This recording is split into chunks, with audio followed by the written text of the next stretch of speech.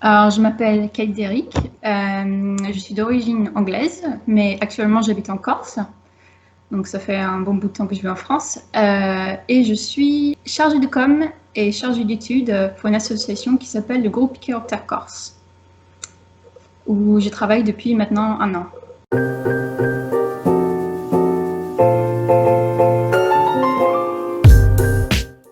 Alors pour parler de mon parcours un petit peu, donc j'ai fait toutes mes études en France. J'ai fait une licence biologie, suivie par un master en sciences naturelles, spécialisé sur la gestion de la faune sauvage, que j'ai fait à Reims. Donc du coup j'ai un bac plus 5. Et le plus important après, pour s'orienter un peu, surtout quand on travaille en biologie, c'est les stages.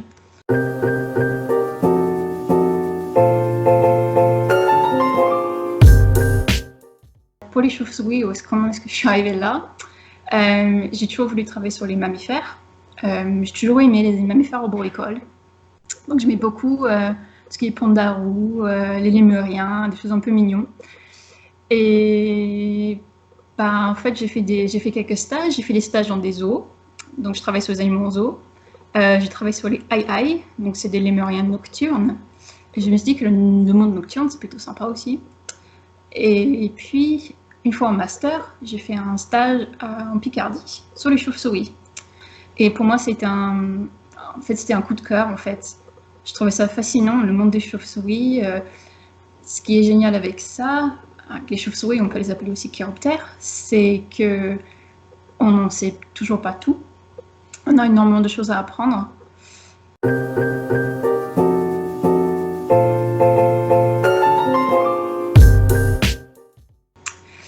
Du coup, alors pour être honnête, après les études, on dit souvent, bon, après les études, c'est assez simple, c'est bon, j'ai fini mes études, je vais trouver du travail tout de suite. Sauf si on a de la chance, des fois c'est très difficile. Donc du coup, quand on aime travailler dans la biodiversité, on aime être dehors, on aime comment dire, se promener, découvrir. Donc beaucoup, si on est intéressé, je conseille vivement de faire du bénévolat.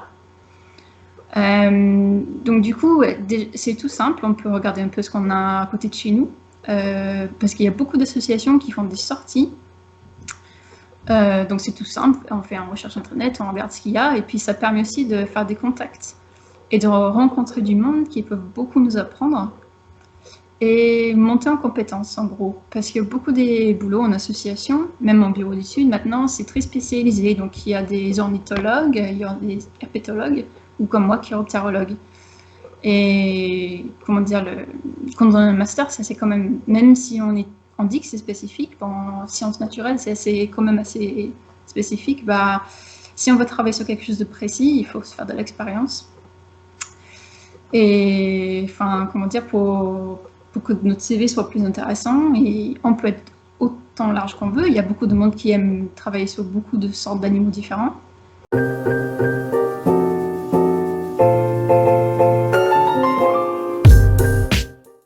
Alors actuellement, du coup, je travaille en Corse, donc dans une association. Donc je suis très heureuse parce que trouver du travail en association, c'est pas toujours évident. Malheureusement, il n'y a pas énormément de boulot. Et le titre de mon travail, c'est chargé de communication et aussi chargé d'études acoustiques. Donc moi, du coup, je fais toute la communication pour l'asso. Donc je fais tout ce qui est présentation au public. Donc en été, je suis souvent dehors, je tiens des stands où je fais aussi des sorties nature et aussi des soirées films, débats, conférences pour essayer d'intéresser le public aux chauves-souris, sachant que les chauves-souris, les pauvres, ne sont pas trop aimés. De mieux en mieux, je pense quand même en France, c'est moins dur qu'en Afrique par exemple, mais mon travail en fait, c'est de faire aimer les chauves-souris et de faire comprendre au public que les chauves-souris sont intéressantes et utiles pour nos écosystèmes. Donc, je fais ça aussi, je fais des présentations dans des écoles. Donc, je prends quelques classes par an et c'est surtout un moment de partage. Donc, je leur pose énormément de questions. J'ai envie qu'ils trouvent d'eux-mêmes en fait les réponses et qu'ils s'y intéressent en fait aux chauves-souris. Et à la fin, c'est génial. Je me retrouve avec plein de dessins. Ils sont à fond. On fait des jeux ensemble et ils me posent énormément de questions. Des fois, c'est des choses que je ne sais pas forcément répondre. Hein. Je sais répondre à beaucoup de questions sur les chauves-souris, mais les enfants, ils ont, comment dire, ils arrivent à trouver de ces questions que, et des fois, là, c'est le problème de la, enfin, c'est le problème. C'est ça qui est génial aussi. C'est enrichissant, je trouve. Après, je fais tout ce qui est recherche de financement pour l'association.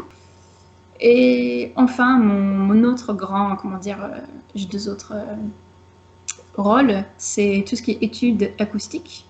Donc, pour ceux qui ne le savent pas, les chauves-souris, pour les étudier, on peut soit les capturer et les équiper, soit on peut étudier les ultrasons.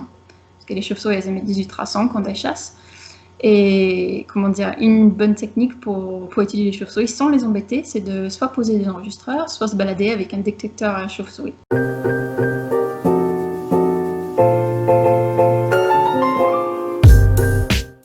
C'est assez simple, hein. J'ai un enregistreur, je le pose, et puis je le laisse tranquille quelques jours. Après, je relève la carte SD, et c'est là où mon travail commence vraiment. Je dois analyser tous ces sons pour savoir ce qu'il y a comme espèces. Sachant qu'en Corse, on a 22 espèces, et certains sont très simples à savoir, et d'autres sont un peu plus difficiles à distinguer les autres. Donc ça peut... Des fois, je peux passer des journées avec le casque, et écouter des sons, et je peux passer ma journée comme ça. Donc il faut aimer.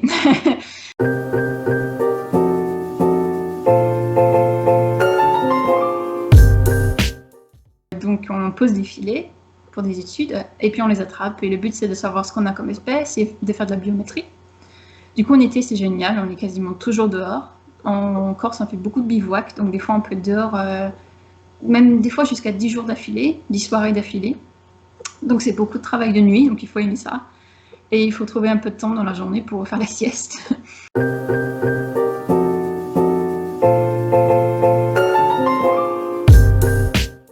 C'est une petite service qu'on appelle SOS Chauve-souris, qui est connue nationalement, et puis chaque région aura un contact à appeler.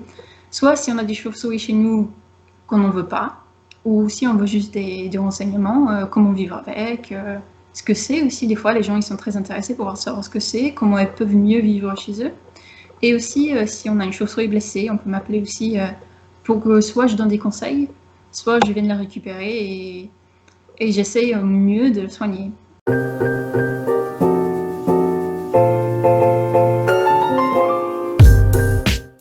Comme j'ai dit tout à l'heure, les chauves-souris elles peuvent nous rendre énormément de services. Du coup, c'est encore plus dommage qu'elles sont toujours persécutées. Le plus important qu'on a en France, et le plus intéressant, c'est que toutes nos chauves-souris en France mangent des insectes.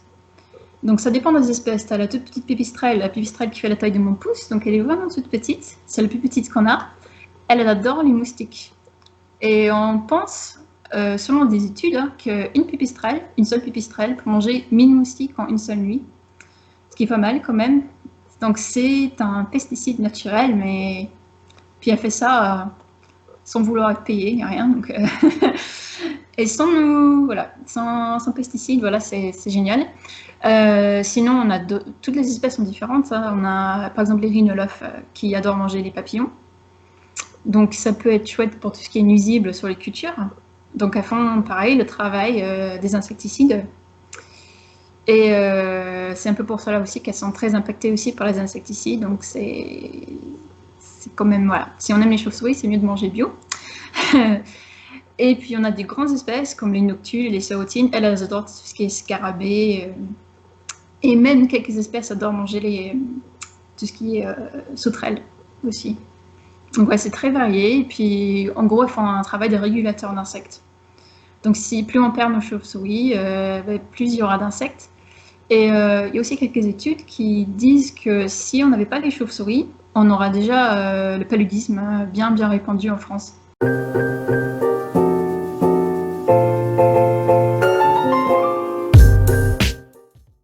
Non.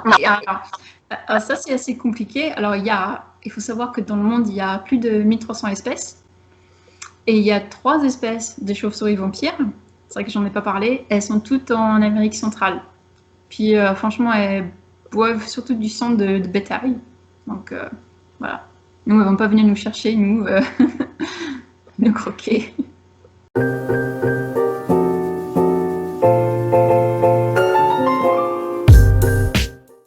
Alors en fait, c'est comme tout. Ça dépend de l'échelle, j'ai l'impression. Parce que en Corse, on n'a pas eu beaucoup écho.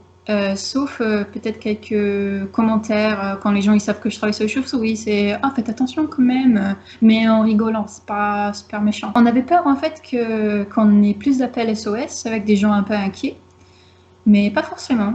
On a choisi très récemment de sortir un petit article dans le journal pour être sûr que les Corses n'aient pas peur en fait et qu'ils ne se posent pas de questions là-dessus, que bah, c'est pas du tout fondé, c'est pas prouvé que la chauve-souris transmette le Covid, quoi. Elle l'a peut-être eu il y a très longtemps, mais a priori non, c'est pas elle qui l'a passé à l'homme.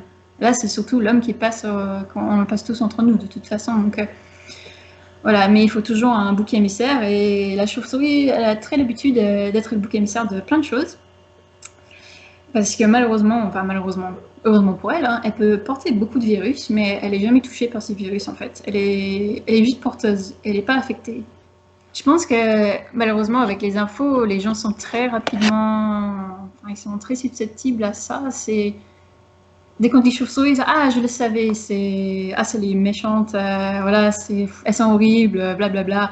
Et c'est dur parce que nous, on a du mal quand même à les faire aimer. Après, au niveau national, dans d'autres régions, ils ont eu beaucoup plus d'appels. Mais ils ont des services SOS beaucoup plus actifs. Du coup, on a fait un papier national aussi qui parlait de ça pour essayer de nous soulager quand on a des questions et aussi pour informer le public une bonne fois pour toutes, en fait. Par contre, au niveau international, je pense vraiment que ça... on voit des infos assez tristes. Hein. C'est des colonies qui sont décimées. Surtout tout ce qui est roussettes, parce que les roussettes, c'est difficile parce qu'elles nichent dans des arbres et on les voit le jour. Elles sont là, elles sont actives le jour, alors que nos chauves-souris vont plutôt se cacher en journée. Donc oui, je pense que ça n'a pas du tout aidé leur image et du coup, c'est à nous d'essayer de continuer à faire leur promotion, quoi.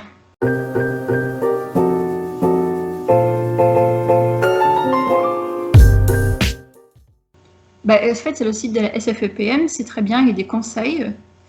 Donc, normalement, ce qu'on conseille, c'est si on a une chauve-souris qu'on trouve par terre, déjà ne manipulez pas les mains nues. Parce que, comme j'ai dit, déjà, elle croque et je vous dis que ça fait mal. Je me suis fait croquer par une chauve-souris plein de fois. C'est pas agréable. Elles ont des dents très pointues parce qu'il faut savoir qu'elles savent croquer des carapaces. Donc voilà. Donc toujours avec des gants. Si vous avez des gants de jardin, c'est bien. Si vous avez un torchon, sinon c'est très bien aussi. Juste essayer de la prendre, voir si elle est blessée. Parce que beaucoup de chauves-souris, par exemple, elles se font attraper par des chats. Donc des fois, on peut voir s'il a une blessure, si elle saigne un petit peu. Et souvent aussi, elles sont cassées au niveau des ailes. Donc, pas trop la manipuler quand même parce que ça peut leur faire mal. Elles sont un peu délicates quand même. Juste essayer de voir sur leur surface s'il y a quelque chose. Après, si elle est par terre et qu'elle n'arrive pas à voler, enfin si vous voyez qu'elle ne veut pas partir, ce que vous pouvez juste faire tout simplement, c'est le mettre dans une petite boîte à chaussures avec un torchon. Comme ça, elle peut se cacher et fermer. Vous pouvez mettre des trous si vous voulez. Et proposer un petit peu à boire. Donc soit vous avez une pipette ou une seringue, vous mettez de l'eau juste sur le nez et elle va lâcher si elle a soif. Ou sinon proposer un petit bouchon d'eau, comme des bouteilles d'eau avec un peu d'eau. Et si elle a soif, elle va y aller. Et juste la laisser tranquille dans un coin frais la journée. Et puis le soir, elle sort de toute façon au crépuscule, donc en début de soirée. Vous pouvez juste la laisser en hauteur quand même pour qu'il n'y ait pas de chat qui la chope une fois qu'elle part, si elle part. Laissez la boîte ouverte et si elle va bien, elle va s'en aller.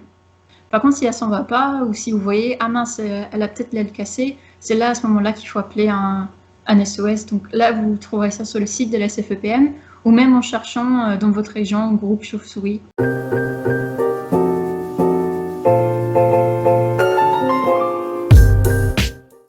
il y a beaucoup de monde qui râle, qui sont un peu inquiets parce que les chauves-souris font des crottes comme tout animal. Donc on appelle ça le guano. Et en gros, vu qu'elles mangent que des insectes, c'est que des morceaux d'insectes dedans. Et en fait, c'est le meilleur engrais qu'il existe dans le monde. Et on peut même en trouver à acheter dans des magasins bio assez chers en fait. Et du coup, si vous avez des chauves-souris chez vous, simplement mettez une petite bâche et vous récupérez ça, vous mettez sur les légumes ou sur le rosier, mais ça marche super bien. Donc c'est le mieux qu'on peut trouver, franchement. Puis si vous avez ça gratuitement, tant mieux. Et puis pareil, si vous avez une colonie et que vous en voulez pas, j'espère que j'ai quand même convaincu un peu qu'elles sont quand même chouettes et qu'elles vont pas vous faire de mal. Et si elles sont là, c'est qu'elles sont bien. Hein. Il faut savoir en général, si vous avez une colonie, c'est que c'est les femelles en fait qui se rassemblent en été, quelque part de chaud, pour faire leur bébé. Donc si elles se mettent là, c'est qu'elles sont bien et puis elles sont là le temps de faire leur petit et puis en automne, elles sont parties.